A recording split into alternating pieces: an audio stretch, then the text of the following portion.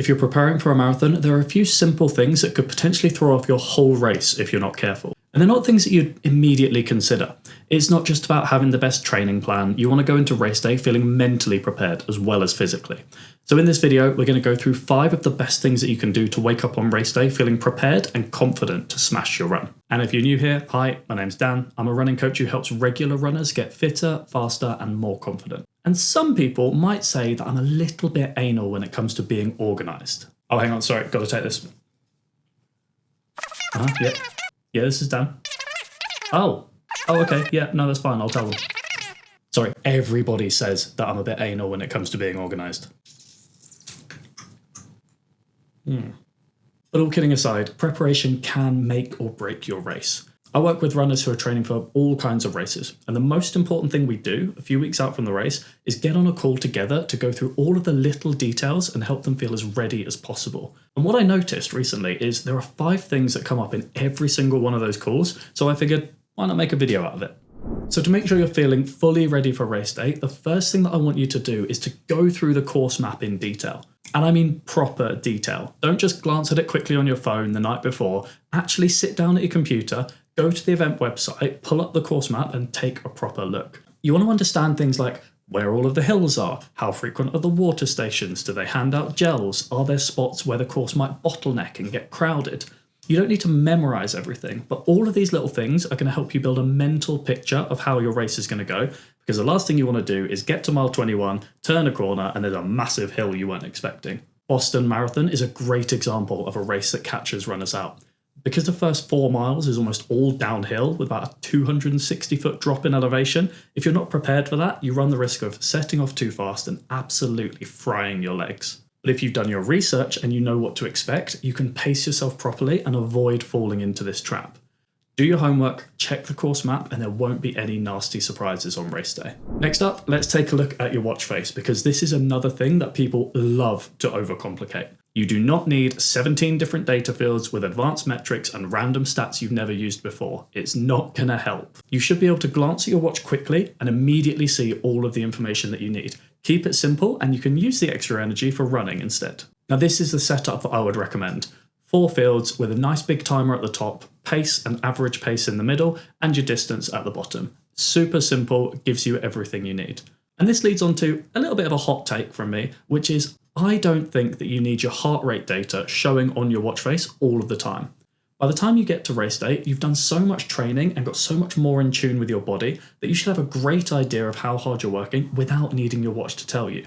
Especially because that reading isn't always accurate, especially if you're using the optical heart rate sensor on your watch rather than a chest strap. So what often happens is you're running along, you glance at your watch, it says your heart rate is too high, you see that and panic, it throws you off of your rhythm and distracts you from your run. Instead, what I like to do is to still have my heart rate showing, but on a separate data field on my watch so that I can check it if I need to, and it's not there in my face all of the time. You should be using heart rate as a way to validate how you're feeling rather than letting it guide your whole run. Now obviously there's no perfect way to set up your watch face, you don't have to have yours the same way as mine, but the key thing is keep it simple. If you're getting distracted by your watch during your run, it's too complicated.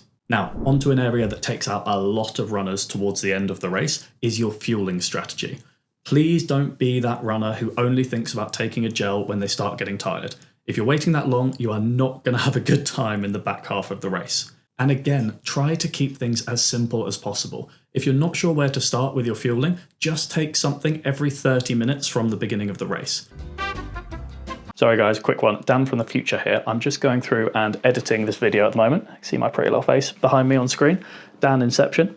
But when I was talking about the fueling strategies, when I say take something every 30 minutes or so and keep things simple, what I mean by that is I didn't actually say how much you should be taking. So what I mean by every half an hour is have 1 serving of carbohydrates, which is around 25 to 30 grams of carbohydrates, like 100 to 120 calories worth.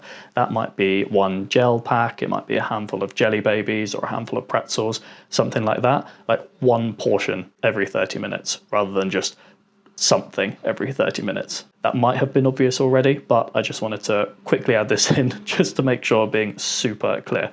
Anyway, back to the normal video. It takes the thinking out of things whilst making sure you're still getting a decent amount of energy in so that you don't hit the wall. The most important thing though with your fueling strategy is that you have it absolutely nailed down before race day. You should know which gels or gel alternatives you're using, when you're taking on water, what you're eating that morning. All of these things should be tried and tested on your long runs during your training block. This is all about minimizing the amount of decisions you have to make during the race so that everything is as autonomous as possible. Nothing new on race day. I don't care what fancy stuff you bought at the expo the day before, save it for after the race. So you know what the route's going to look like, you're familiar with your watch, you know your fueling strategy. Now let's talk about pacing the race. Now there are different ways that you can pace your run. Some people prefer to start faster and try and hold on for as long as possible, otherwise known as positive splitting your race. Or you can aim to finish the race faster than you started, which is called negative splits. Either way, something to keep in mind is that you're probably not going to run the entire race at the same pace the whole way through. I was chatting to one of my runners last week. She's training for a marathon at the moment and she wants to run it in under 4 hours. So we started talking about how we were going to pace that run. And she goes, well, I just need to run roughly a 5-minute 40 kilometer the whole time. The thing is, we're not robots and a race just doesn't work that way. You've got crowds and congestion at the beginning of races, and then you've got all of the hills, and then you're running on tired legs at the end, and all of these things are going to impact how easy it is to hold on to that target pace. When it comes to pacing a marathon distance, the general strategy that I would recommend would be for the first 5 to 10 kilometers, actually go slightly slower than your goal pace. After that, settle into your rhythm and find that 6 or 7 out of 10 effort that you can cruise at. And if you're feeling good later on, that's when you can push and finish the race feeling strong. Otherwise, you just risk setting off too fast, burning through your energy stores too quickly, and being absolutely miserable for the last 10K because your legs have decided they just don't really want to work anymore. Now for the final point, here's another potentially hot take. Race day should actually feel a little bit boring. And I don't mean boring like you're not having fun, but if you've prepared properly during your training, it should just feel very familiar. You already know what you're wearing, how you're fueling, what your pacing is going to look like. The last thing to do that ties everything together is to have what I call a race day rehearsal. I want you to lay out your kit the night before, although the Instagram flat lay post is optional. Plan your breakfast and when you're having it, know exactly how you're going to get to the start line, and plan to arrive slightly earlier than you need to, just in case. Because all of these little bits of stress add up. The more stress that we can take out, the more relaxed you'll feel at the start line and the better you'll run. It should feel like just another day at the office if you've prepared properly. Okay, I feel like this has been a slightly longer video than normal. Maybe I've been rambling a bit, but when it comes to marathon prep, there is a lot to talk about. If you found any of this helpful, then please do subscribe for more practical running advice from a non-elite coach. But to recap, study the course, keep your watch as simple as possible, start fueling early, keep it consistent, start your race slightly slower than you think you should, and rehearse your race day so that it feels like routine. If you do all of these, you will smash your race and you can come back to the comments and let us all know how it went.